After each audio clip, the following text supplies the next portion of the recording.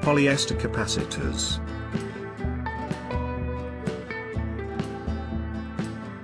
Polyester capacitors are widely used in circuits due to their good characteristics.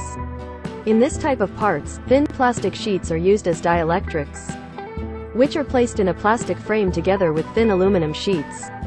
Polyester capacitors are not very sensitive to temperature changes. For this reason, they are used in cases where a capacitor with a constant capacity compared to heat is needed. The name of this type of capacitor is also due to one of the dielectric materials used in it.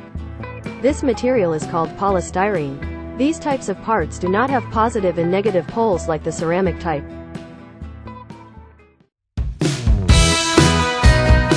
To support me, subscribe to my channel. Like my videos. Press the bell button for notifications.